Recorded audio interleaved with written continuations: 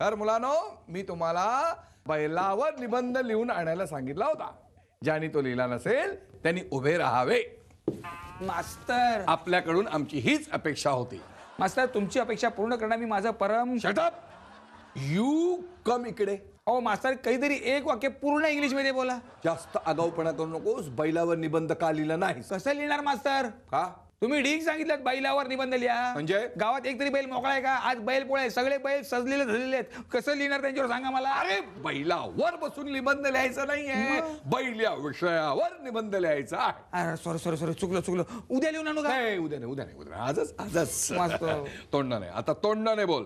कर सुरू. ऐका, बैल हा एक प्राणी आहे. क्या बात है. बैल हा खूप सैल असतो. म्हणजे म्हणजे तो खूप मोकळ्या मनाचा असतो. म्हणजे मोकळ्या तनाचा असतो. म्हणजे जेव्हा त्याला बांधलेलं नसतं तेव्हा तो मोकळा असतो, आणि जेव्हा तो मोकळा असतो तेव्हा तो उधळलेला असतो, आणि जेव्हा बैल उधळतो त्याच्यामध्ये कोण येतो तेव्हा बैल त्याला शिंग खुपसतो आणि डायरेक्ट तो त्याला मोकळा करतो. खूपच वाईट. नाही शपथ, बैलाच्या कधी मध्ये येऊन बघा, बैल तुम्हाला पण मोकळा करेल. पुढे बोला.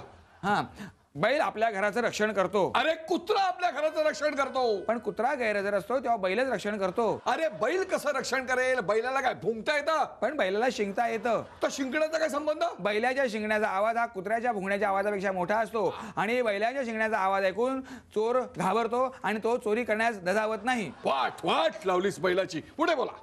एक्स्ट्रा डिमांड केल्यास बैल हा दूध देऊ शकतो. काय? असं कुठल्या वर्तमानपत्रात छापून आल्यास त्याच्यावर आपण विश्वास ठेवू नये. हे कधी बोलणार? अटॅक आल्यावर? बैल हा विविध प्रकारची कामं करू शकतो. करेक्ट, बरोबर ओळखलास. शाबास. उदाहरणार्थ शिकवणे. शिकव. अरे म्हणजे मी बैल. अहो, बैलाकडून आपण मेहनत करायला शिकतो, बैलाकडून आपण शेती करायला शिकतो, बैलाकडून आपण नांगर धरायला शिकतो. कर.